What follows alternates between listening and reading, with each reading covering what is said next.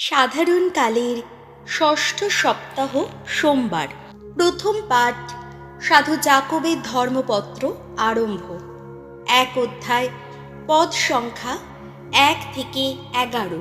জীবন পরীক্ষার মধ্যেও নিষ্ঠার সঙ্গে কর্তব্য পালন করো।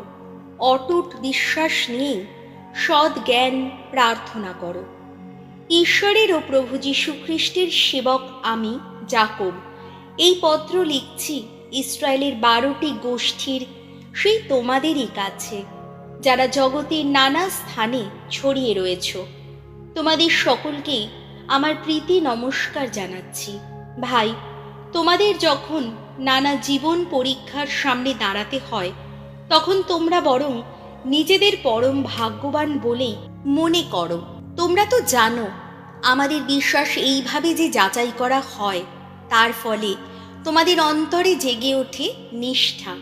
তবে একটা কথা, সেই নিষ্ঠা যেন কর্মে পুরোপুরি সক্রিয় হয়ে থাকে, যাতে তোমরা সিদ্ধ পূর্ণ পরিণত মানুষ হয়ে উঠতে পারো। হতে পারো এমনই মানুষ যাদের মধ্যে কোনো কিছুরই অভাব থাকে না। তোমাদের কারো যদি থাকে সত্যিকার জ্ঞানের অভাব, তাহলে সে ঈশ্বরের কাছে তা পাবার জন্যে প্রার্থনা করুক। তাকে তা দেওয়া হবেই।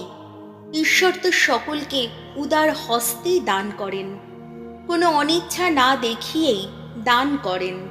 তবে হ্যাঁ, তার উপর গভীর বিশ্বাস রেখেই প্রার্থনা করা উচিত।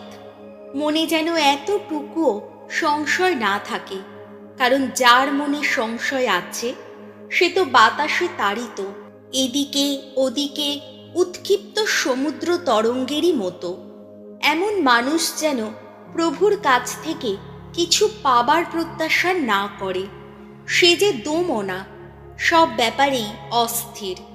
আমাদের যে ধর্মভাই দিন অবস্থায় দিন কাটাচ্ছে, ঈশ্বর তাকে যে মর্যাদায় উন্নীত করেছেন তা নিয়েই সে গর্ব করুক। তেমনি যে ধর্মভাই ধনী মানুষ, ঈশ্বর তাকে যেভাবে অবনত করেছেন সে তা নিয়েই গর্ব করুক। কেননা সে তো মিলিয়ে যাবে ঘাস ফুলেরই মতো। সূর্য যখন আকাশে উঠে প্রখর উত্তাপ ছড়ায়, তখন তো তৃণখণ্ড ঝলসে যায়, তার ফুলও মাটিতে ঝরে যায়। যার ছিল এত রূপের বাহার, সে তো তখন বিলীন হয়ে যায়। তেমনি ধনীও তার যত কর্ম প্রচেষ্টা চালাতে চালাতে একদিন নিঃশেষিত হবে। প্রভুর বাণী। শাম সঙ্গীত ধুয়ো। প্রাণে আমার নামুক প্রভু তোমার করুণা ধারা, আহা বাঁচুক আমার প্রাণ। অবমানিত হওয়ার আগে কতবার গিয়েছি ভ্রান্ত পথে, এখন কিন্তু মেনে চলি আমি তোমার আদেশ বাণী। তুমি মঙ্গলময়, মঙ্গলই করো তুমি। তোমার বিধি নির্দেশের মর্ম কথা আমায় বুঝতে শেখাও। ধুয়ো। প্রাণে আমার নামুক প্রভু তোমার করুণা ধারা, আহা বাঁচুক আমার প্রাণ। আসলে অবমাননা পেয়ে আমি তো হয়েছি উপকৃত। তোমার বিধি নির্দেশের মর্ম কথা তাতেই বুঝেছি আমি। হাজার হাজার সোনা ও রূপোর টাকার চেয়ে তোমার শোনানো বিধান বচন আমার কাছে তো অনেক মূল্যবান। ধুয়ো।